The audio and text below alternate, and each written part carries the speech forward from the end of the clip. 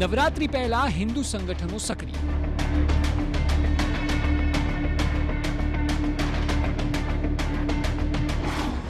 વીએચપીની આયોજકોને ટકોર।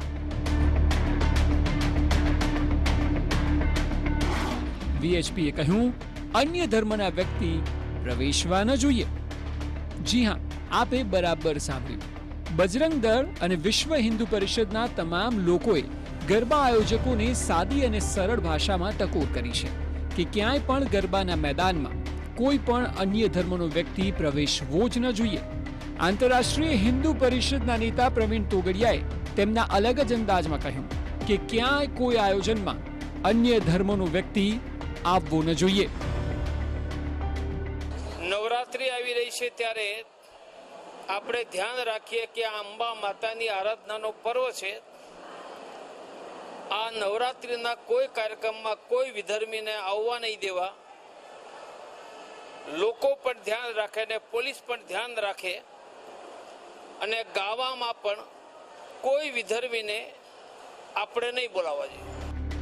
જોકે આયોજનના ભાગરૂપે સુરતમાં વિશ્વ હિન્દુ પરિષદ અને બજરંગ દળે 200 લોકોની ટીમ બનાવી છે, જેમાં પુરુષોની સાથે સાથે મહિલાઓનો પણ સમાવેશ થાય છે। સાંભળો। વિશ્વ હિન્દુ પરિષદ સુરત ગ્રામ્ય બજરંગ દળ દ્વારા એક એવું આયોજન કરવામાં આવેલું છે। 200 જણાની ટીમ બનાવવામાં આવેલી છે, જેમાં 50 બહેનો અને 150 થી વધારે ભાઈઓ કાર્યકર્તાઓ સામેલ છે અને એ આજુબાજુના તમામ નવરાત્રી પંડાલોમાં ચેકિંગમાં જશે।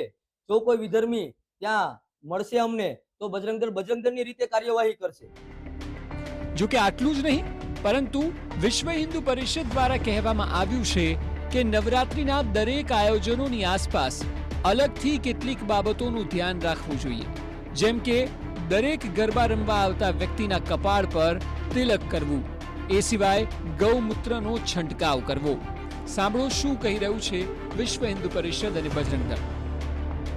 નવરાત્રીના આયોજકોને એક મેસેજ આપવા માંગુ છું કે તમે તમારા પંડાલમાં જે તમારો એન્ટ્રી ગેટ છે ત્યાં તમે ચેકિંગ કરો, આધાર કાર્ડ ચેક કરો, કપાળ પર તિલક કરાવો, ગૌમૂત્રનો છંટકાવ કરાવો। આવી રીતે જ એન્ટ્રી આપો અને જો આવી રીતે એન્ટ્રી નહીં આપશો તો વિધર્મી 110% તમારા પંડાલમાં ઘૂસવાની કોશિશ કરશે અને આ દિવસોમાં વિધર્મીઓ આપણી હિન્દુ બેન દીકરીઓને ફસાવવાની કોશિશ કરે છે। નવરાત્રી એ લવ જિહાદનું વર્ષોથી ચાલતું આવતું એક કેન્દ્રબિંદુ જાણવા મળેલું છે। એટલે આ લવ જિહાદ અને અનેકો પ્રકારની જિહાદી પ્રવૃત્તિઓ રોકવા માટેની એક વિશ્વ હિન્દુ પરિષદ બજરંગ દળ દ્વારા કોશિશ કરવામાં આવી। આટલે સુધી તો વાત તો પણ માની લઈએ કે બરાબર હોય, પરંતુ ત્યારબાદ ખૂબ જ આક્રમક શૈલીમાં કહેવાયું કે જો કોઈ વિધર્મી આયોજનમાં આવશે અને કાયદો વ્યવસ્થા ખોરવાશે તો તેની જવાબદારી માત્ર ને માત્ર આયોજકોની અને જે તે વ્યક્તિની રહેશે। ગરબા આયોજકને એક વિનંતી અને ચેતવણી બંને આપવા માંગુ છું કે મહેરબાની કરીને તમારા પંડાલમાં કોઈ સિંગર કે કોઈ બેન્ડ બાજા વગાડનાર કે ગરબા રમનાર કોઈ બી વિધર્મી જો ન મળે અને મળશે તો બજરંગ દળ એની રીતે કાર્યવાહી કરશે અને જે કાંઈ બી થશે એનો મુઆવજો આયોજકને અને વિધર્મીને ભોગવવો પડશે। કાયદા અને વ્યવસ્થાને ધ્યાનમાં રાખીને જ અમે લોકો અમારું કામ કરશું। કાયદા અને વ્યવસ્થા ખોરવાય એવું કોઈ કામ અમે નહીં કરીએ, કારણ કે કાયદા અને વ્યવસ્થાનું પાલન હિન્દુ સમાજ વર્ષોથી કરતો આવ્યો છે અને લોકો જોઈ જ રહ્યા છે અને કાયદા અને વ્યવસ્થાનું પાલન કોણ કરે છે અને કાયદાની વ્યવસ્થાનું ભંગ કોણ કરે છે। આખાય મામલે હવે ખુલ્લેઆમ ધમકી જ આપવામાં આવી છે અને પાછી જો કાયદો વ્યવસ્થા ન જળવાય તો પછી જવાબદારી પણ આયોજકોને જ માથે નાખવામાં આવી છે। સવાલ એ છે કે આયોજકો આ સ્થિતિમાં કઈ રીતે આયોજન કરશે? શું દરેક વ્યક્તિની ચકાસણી શક્ય છે? હજારોની ભીડ હોય તેમના પર નજર કઈ રીતે રહે? કાયદો વ્યવસ્થા હાથમાં લેવાની ધમકી કેટલી યોગ્ય? આ તમામ સવાલો છે કે જે હાલ ઊભા થઈ રહ્યા છે। જોવું રહ્યું કે હવે આખાય મામલે આયોજકોનું સ્ટેન્ડ શું રહે છે। મેહુલ બોકડવા, TV9 સુરત। તો આજ વિષય પર ચર્ચા કરવા માટે આપણી સાથે ઉપસ્થિત છે બજરંગ દળના સંયોજક પ્રતાપ રાજપુરોહિત અને રાસલીલા ગરબાના આયોજક આરજે આભાષા। આ બંનેનું સ્વાગત છે। આવા સૌથી પહેલો સવાલ આપને પૂછવા માંગીશ કે જે પ્રકારે આપણે જોયું કે ચેતવણી આપવામાં આવી છે, એક આયોજક તરીકે આપને લાગે છે કે જે વાત કરાઈ છે તે શક્ય છે, ખરા અર્થમાં પ્રેક્ટિકલી શક્ય છે? જો આયોજક તરીકે અગર હું વાત કરું તો સેફટી અને સિક્યોરિટી ફોરમોસ્ટ પ્રાયોરિટી હોય છે. એટલે આ ત્રીજું વર્ષ અમારું છે કે જે સક્સેસફુલ છે, અને જનરલી સેફટી સિક્યોરિટી માટે અમે પહેલેથી જ Aadhaar card, ID proof, passport સાઇઝના ક્લિયર ફોટોગ્રાફ આ બધું જ સબમિટ થાય એના પછી જ પાસીસ જે છે એને રિલીઝ કરીએ છીએ, QR કોડ જનરેટ કરીએ છીએ. બધું જ ડિજિટલ થઈ ગયું છે અને we take care of the safety and security first. એટલે આમાં મેઇન મુદ્દો સેફટી અને સિક્યોરિટીનો છે. કોઈની પ્રાઇવસી, કોઈની સેફટી ખોરવાય નહીં, એ હોમલી સેફ એટમોસ્ફિયર પ્રોવાઈડ થાય, એ મેઇન મુદ્દો છે અને જે અમે પ્રોવાઈડ કરવાની પૂરી કોશિશ કરીએ છીએ દર વર્ષે. ધારો કે ઓનલાઈન બુકિંગ કોઈ કરાવે તો સપોઝ એક એક્ઝામ્પલ છે, મેં બુક કરાવી 10 પાસ, આપ કહી રહ્યા છો ત્યારે જે બુક કરાવનાર વ્યક્તિ છે તેણે પોતાના પુરાવા આપ કહી રહ્યા છો તે મુજબ આપવા પડે, પણ એ 10 પાસમાં મારા સિવાય 9 કોણ હશે એ તો આપ ન ચેક કરી શકો ને. એ શક્ય છે? મારો સવાલ એ હતો. કરી શકીએ, હા. એટલે આપણે કેવી રીતના આપણી એપ્લિકેશન થ્રુ જ આપણે પાસીસ ડિસ્ટ્રીબ્યુટ કરીએ છીએ. તમે ધારો કે 10 લોકોના પાસીસ બુક કરાવડાવો છો તો પહેલી વખત રજીસ્ટર થાય છે, પણ એના પછી એક એક વ્યક્તિનો પાસ જનરેટ થાય છે, એક એક વ્યક્તિનો ફોન નંબર, એની એજ, એનું નામ, એનું આઈડી પ્રૂફ, એનો પાસપોર્ટ સાઇઝનો ફોટો, આટલું જ્યારે સબમિટ થાય છે ત્યારે અપ્રૂવ અને ડિસઅપ્રૂવ કરવાનો એ ડિસિઝન મેકર પણ ઓર્ગેનાઇઝર્સ જ હોય છે.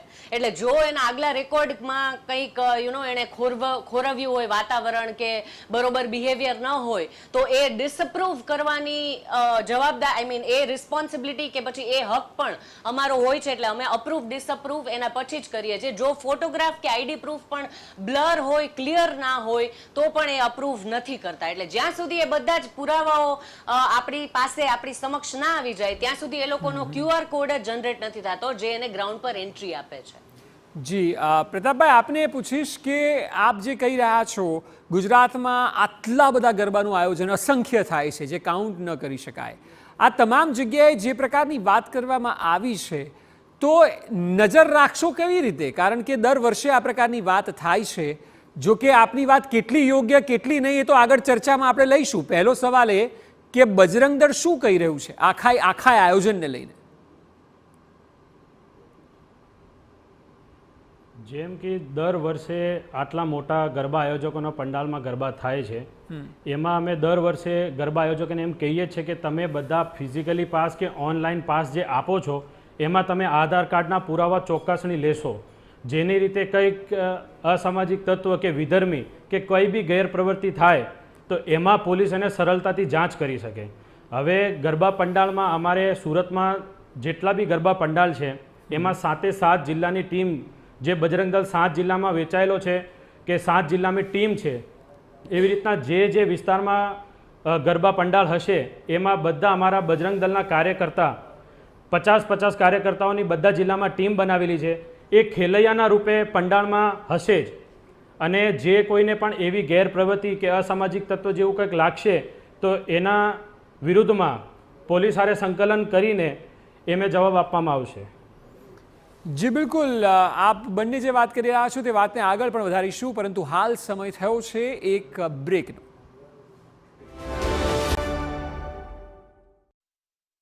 બ્રેક બાદ આપનું સ્વાગત છે. બ્રેક પહેલા જે પ્રકારે ચર્ચા થઈ રહી હતી કે અન્ય કોઈ પણ ધર્મનો વ્યક્તિ ગરબામાં ન પ્રવેશવો જોઈએ તેવી માંગ બજરંગ દળ, VHP અલગ અલગ હિન્દુ સંગઠન રાખી રહ્યા છે, ત્યારે પ્રતાપભાઈ મારે આપને એ પૂછવું છે કે જ્યારે આપ અસામાજિક તત્વની વાત કરો છો તો એ યોગ્ય છે એટલા માટે કારણ કે અસામાજિક તત્વો કોઈ પણને પરેશાન કરે, ચાહે મહિલા હોય કે કોઈ અન્ય પરિવાર પણ હોય, એ એક પ્રકારે એમનો આતંક મચાવતા હોય છે અને કોઈ પણ જગ્યાએ નુકસાન કરી શકતા હોય છે.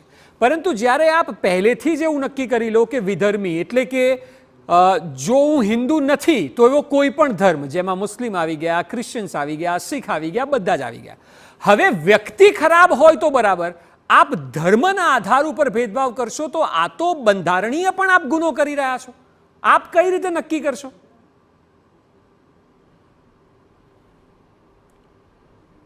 જેમ કે તમે કહ્યું છે, નવરાત્રિ પતે એના 1-2 મહિના પછી બહુ લવ જિહાદના કિસ્સા આવે છે.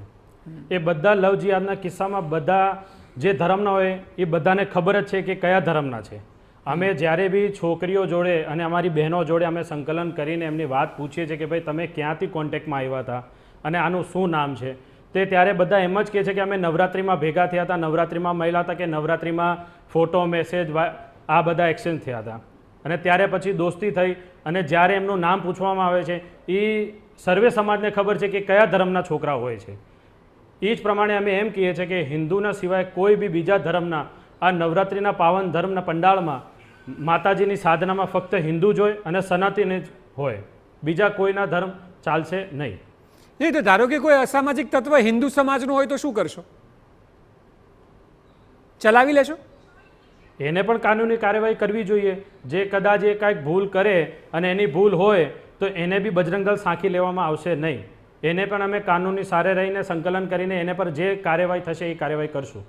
અચ્છા, આમાં આપને એ પૂછવા માંગીશ એક આયોજક તરીકે, કારણ કે સ્વાભાવિક છે તેઓ પોતાની વાત કરી રહ્યા છે, પરંતુ મારો સવાલ એ છે કે અસામાજિક તત્વ કે કોઈ નુકસાન કરનારો વ્યક્તિ તો કોઈ પણ ઇવેન્ટમાં ન જ હોવો જોઈએ, ચાહે ગરબા હોય કે કોઈ પણ જાહેર ફંક્શન હોય. એટલી તકેદારી તો આયોજકોએ રાખવાની હોય. પરંતુ શું આપ આયોજક તરીકે બેઝડ ઓન રિલિજન, ધારો કે મારું નામ અક્ષય નથી અને મારું નામ એલ્વિસ છે કે મારું નામ અહેમદ છે, એના બેઝ પર પાસ રિજેક્ટ કરશો? ના, બિલકુલ નહીં.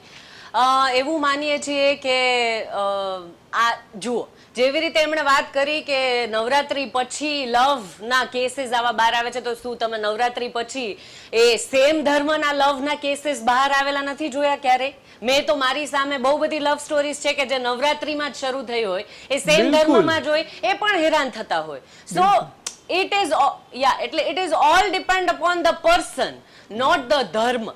એટલે એ માણસ એના લખણ, એના સ્વભાવ અને એના વર્તન ઉપર આધાર રાખે છે, એ કોઈ ધર્મ ઉપર આધાર રાખે છે એવું નથી લાગતું. એટલે જ્યાં સુધી એનું વર્તન, એનો વાણી, એના વ્યવહાર અને એના જે લક્ષણો છે એ સારા છે, ત્યાં સુધી એ કોઈ પણ ધર્મનો છે, સારા ખાનદાનમાંથી છે, સારી વ્યક્તિ છે, એ ત્યાં સુધી એ ડિપેન્ડ નથી કરતું કે એ કયા ધર્મનો વ્યક્તિ છે. આપણે જે પાસીસ, અગર હું પર્સનલી વાત કરું તો આપણે આપણું જે ઓર્ગેનાઇઝેશન છે જે પાસીસ આપીએ છીએ એમાં રેફરન્સ બેઝડ પાસીસ પણ આપીએ છીએ. એટલે કે આપણે જે 5-6 ટીમ મેમ્બર્સ છે એનો રેફરન્સ જ્યાં સુધી ન આપે ત્યાં સુધી પાસીસ ન મળે, એવી પણ વાત છે. પણ એમાં અમે ધર્મથી કોઈને નથી આંકતા. બિલકુલ. અને પ્રતાપભાઈ, મારે આપને એ પૂછવું છે કે આપે એક મુદ્દો પકડ્યો. જો એક આરોપ એ પણ છે કે જે હું આપને પૂછું છું કે ઘણા બધા લોકો પોતાની રાજનૈતિક મનસા ધરાવતા હોય અને લાઇમલાઇટમાં રહેવા માગતા હોય, એટલે ઘણા નિર્ણયો લેવાતા હોય. આપ જુઓ, હમણાં જ તિરુપતિ બાલાજીના પ્રસાદમાંથી ફિશ ઓઇલ અને બીફ મળવાની વાત આવી.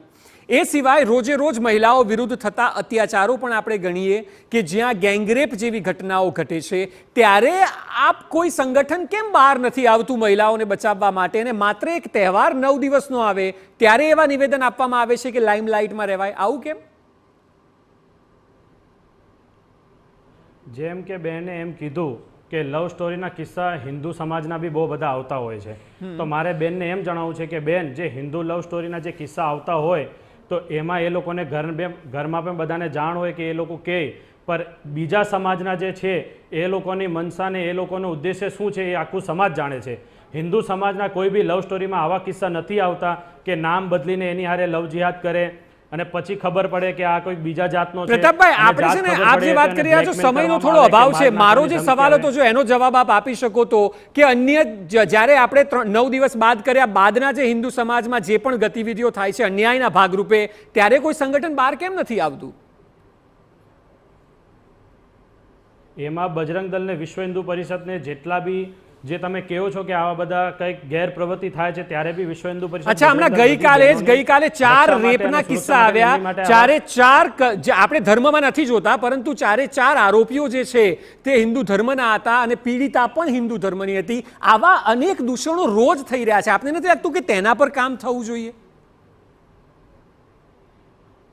એમાં દૂષણોનો પર એમાં કહેવામાં આવ્યું છે અમારા વિશ્વ હિન્દુ પરિષદ બજરંગ દળના વિષયમાં કે જે આવા હિન્દુ ધર્મના હોય કે અસામાજિક તત્વો હોય કે કંઈ બી અધર કાસ્ટના જે બી હોય, પણ આવા ગેરપ્રવૃત્તિ કે રેપ જેવા કંઈ કેસ કરતા હોય તો એને વિશ્વ હિન્દુ પરિષદ બજરંગ દળ કે અન્ય કોઈ બી હિન્દુ સમાજ એને સાંખી નથી લેતો. બિલકુલ.